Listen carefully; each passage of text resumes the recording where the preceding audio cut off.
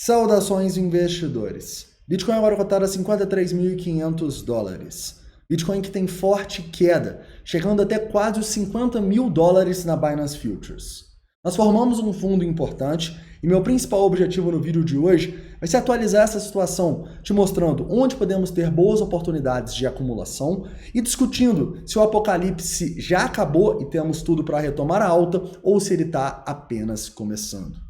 Bem-vindos a Investidor Moderno.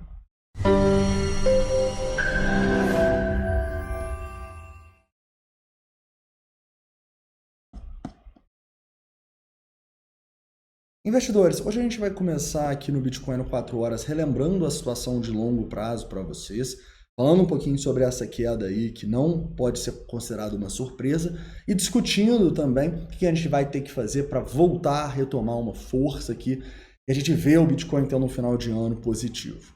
Além disso, vamos discutir, obviamente, desse fundo aqui, que ainda está sendo formado, mas a gente já pode ver um volume sendo destacado aqui. Então, sem dúvidas, é um fundo importante, a gente vai discutir sobre isso.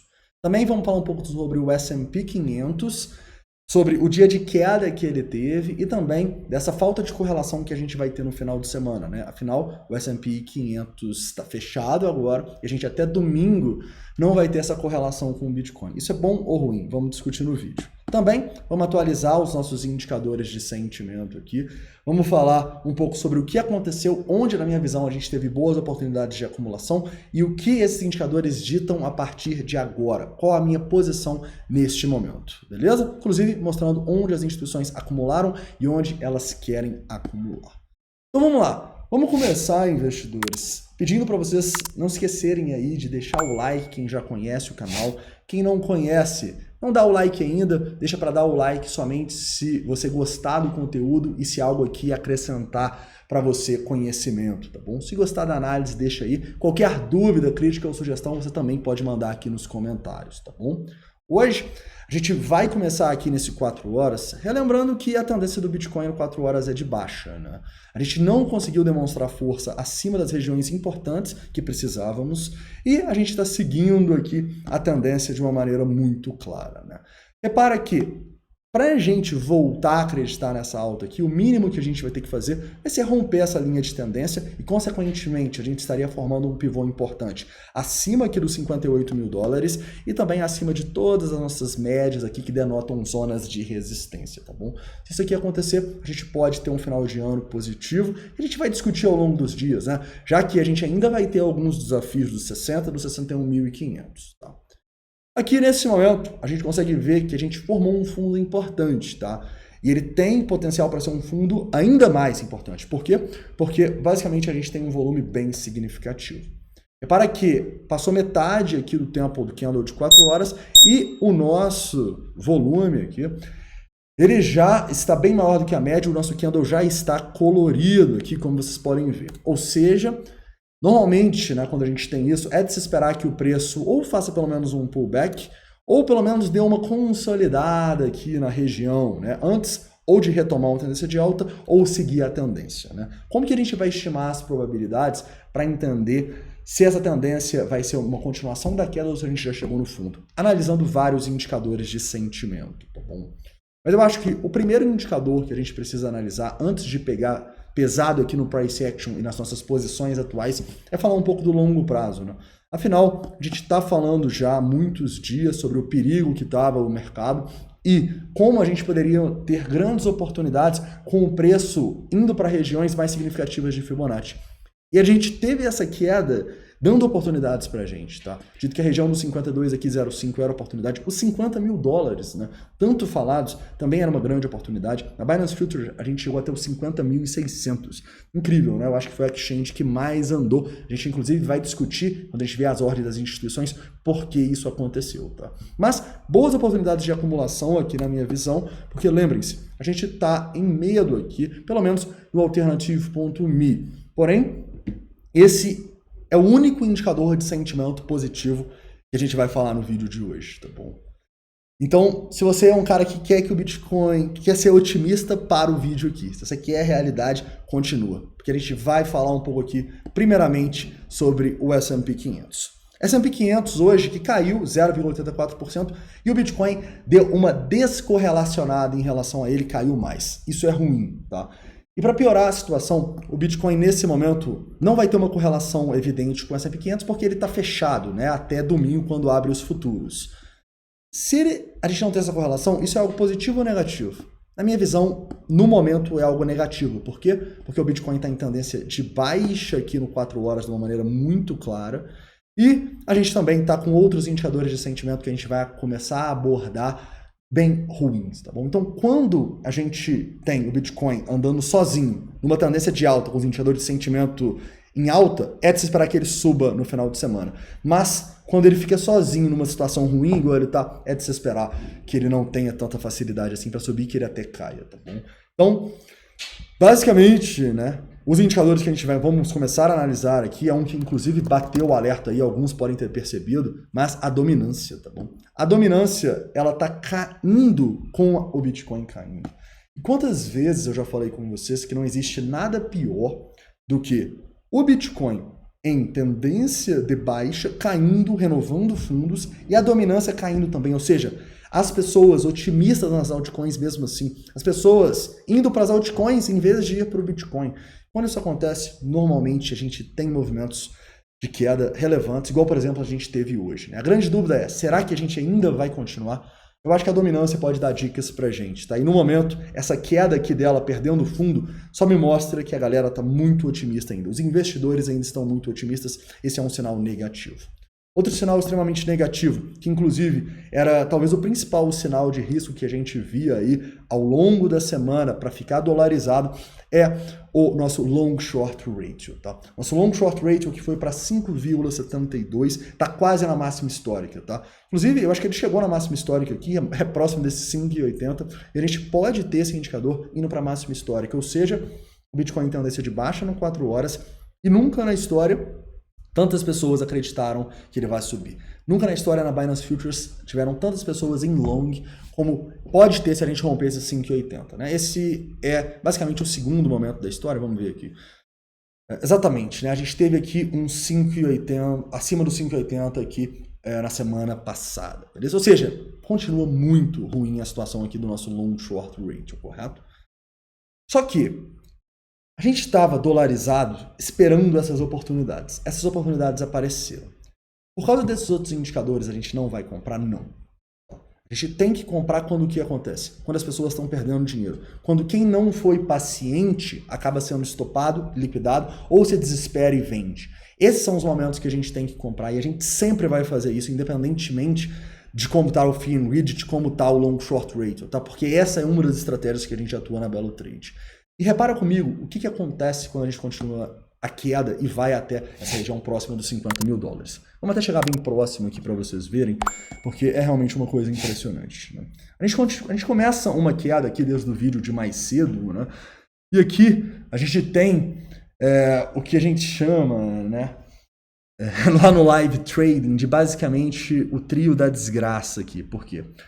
Porque quando a gente vê o Bitcoin perdendo fundos importantes, como por exemplo é os 56 mil dólares, e ao mesmo tempo a gente vê um aumento no nosso Open Interest, a gente vê pessoas acreditando em long, entrando em long e sardinhas comprando, a gente tem aqui um gatilho gigantesco para o Bitcoin continuar caindo e caindo e caindo até o quê? Até liquidar e estopar todas essas sardinhas que compraram e que se posicionaram aqui.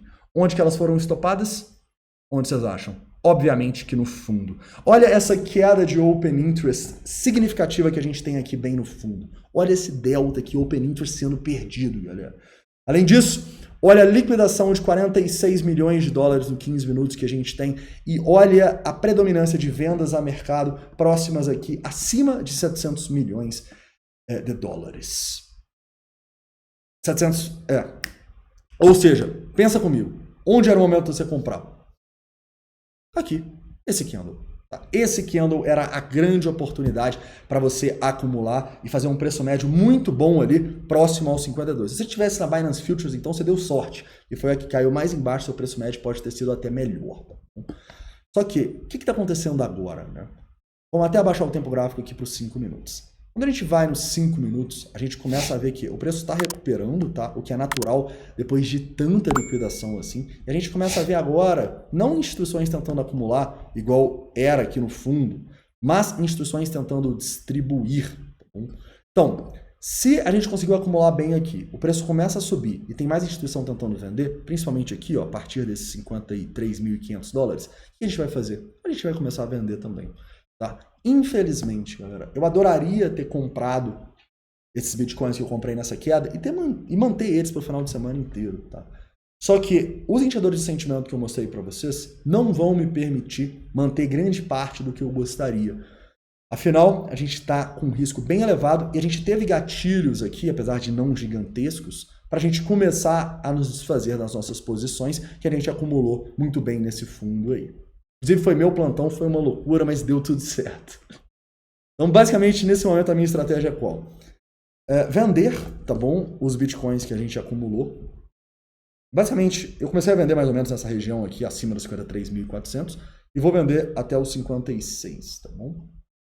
Até lá eu vou ter bitcoin, porque eu acredito que o indicador em medo já me dita, né, depois de uma liquidação tão grande, já me dita uma probabilidade para eu me expor um pouquinho, né? Ou seja, eu não vou ficar mais 100% dolarizado. Vou pegar uma porcentagemzinha aí e vou me manter um pouco mais em Bitcoin no meu capital especulativo. Só que qual que é a grande sacada aqui? À medida que o Bitcoin vai recuperando, eu vou vendendo. Essa minha porcentagem vai diminuindo. O que eu estou ganhando em troca? Estou colocando dinheiro no bolso, tá bom? Então, para mim, toda essa região aqui é uma região de sell zone, uma região para realizar. E quanto mais o Bitcoin vier aqui, para mim, maior a oportunidade de a gente colocar o dinheiro no bolso. Tranquilo?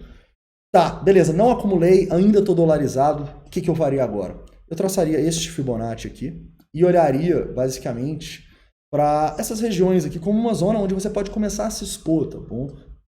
Mas, na minha visão, de maneira bem conservadora. Afinal, a gente continua com um risco muito grande e apesar da gente ter tido muita liquidação aqui, isso me parece um fundo local. O que é um fundo local? É um fundo que não vai perdurar por muitos dias e semanas. Quando a gente tem um fundo global, normalmente a gente tem muito mais liquidação e venda. Vamos dar um exemplo prático aqui. No 4 horas, eu acho que fica legal da gente ver esses fundos globais, né, e realmente os apocalipses. Porque o que a gente está tendo agora talvez seja só o começo do apocalipse. E por isso a gente não se expõe tanto. Tá? Repara que quando a gente tem realmente quedas significativas e muita liquidação, normalmente a gente tem aqui 200 milhões, às vezes exagera e vai mais de bilhão, né? Mas nesse momento aqui, ó, se a gente chega, aqui não dá nem para ver as liquidações que a gente teve. Correto? Você chega mais perto aqui, ó, dá. O que a gente pode ter aqui? Um fundo local para o preço fazer justamente isso aqui para a gente, ó. Fazer esse reteste, a gente ir vendendo aos poucos, tá bom? E colocando dinheiro no bolso, na minha visão. Se a gente rompeu os 58 mil dólares ali, a gente volta a falar de Bitcoin em alta, tá bom? Mas nesse momento, a minha cabeça tá para distribuir acima o que a gente conseguiu comprar e acumular mais abaixo, caso a gente realmente tenha esse apocalipse, porque não foi ainda. As liquidações, a queda no Open Interest dita pra gente que ainda não foi um apocalipse. E se ele vier, o negócio pode ser feio, em especial que a gente continuar com o nosso long short ratio subindo sem parar. No momento a gente está aqui em 5,6. Tranquilo, investidores? Continuando, falando um pouquinho sobre as ordens das instituições. Primeiramente, vamos dar uma olhada aqui sobre o que aconteceu, né? Afinal, o preço caiu muito rápido. Eu não candle de 1 minuto aqui que ele saiu desses 52.500 e foi para os 50.600, né? Por que isso aconteceu?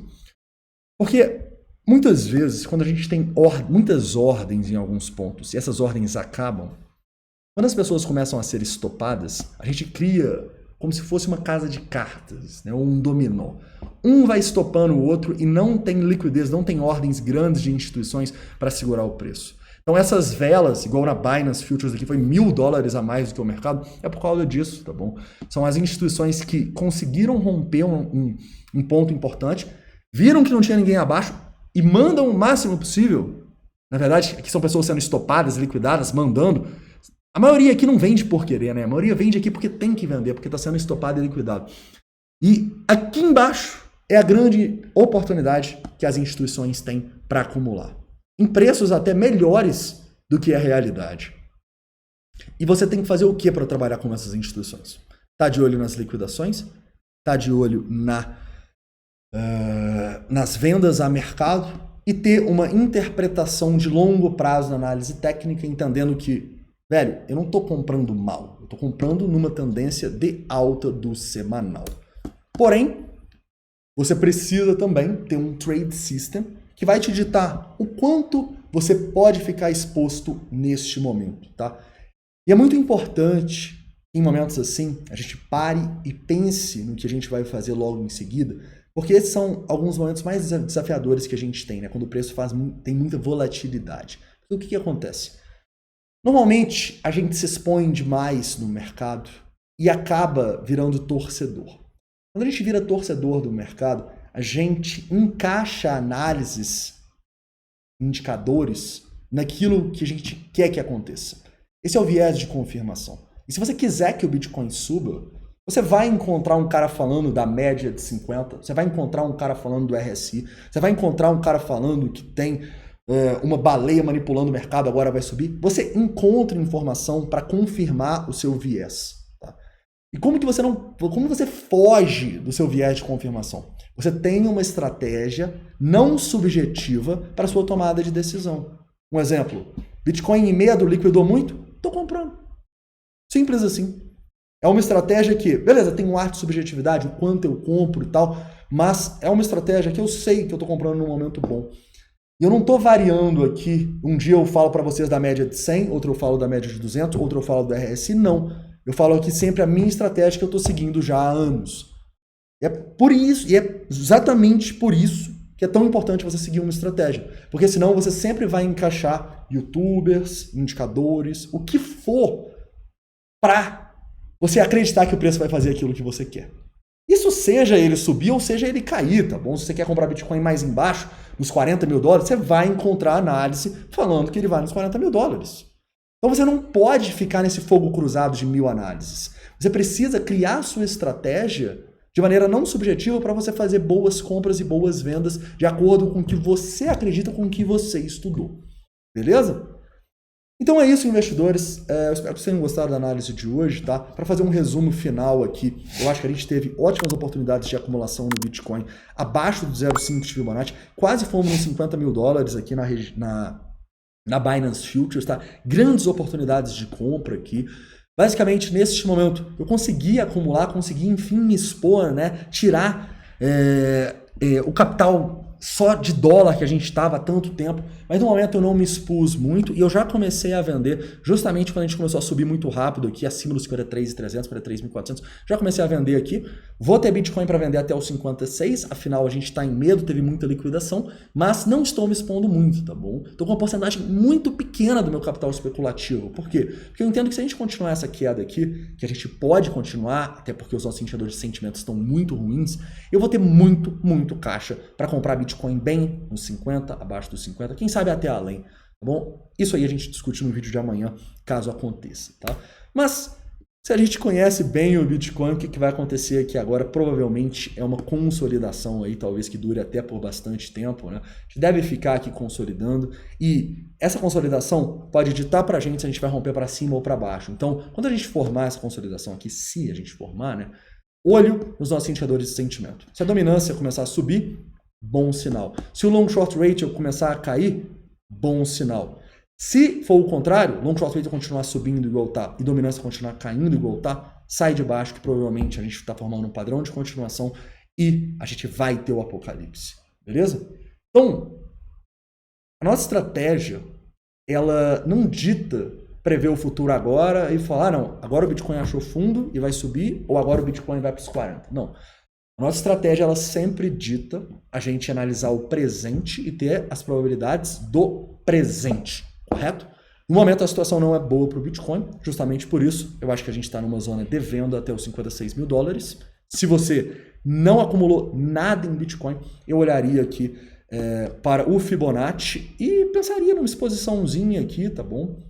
Se voltar aqui você pode fazer um preço médio legal, mas eu não estaria tão exposto no momento de extremo risco que a gente está atualmente. Beleza, investidores? Então é isso, tá? Espero que vocês tenham gostado do vídeo de hoje. Esquece de deixar o like, se inscrever caso não seja inscrito. Deixa aqui todas as dúvidas, críticas e sugestões nos comentários. Lembro para vocês que esse site que eu utilizo para ver os indicadores de sentimento é o TRDR, e eles estão com uma promoção fera. É só você vir aqui na descrição e ter ainda 7 dias gratuitos além do desconto, beleza? Então é isso, um forte abraço e até amanhã, tentar gravar antes de meio-dia.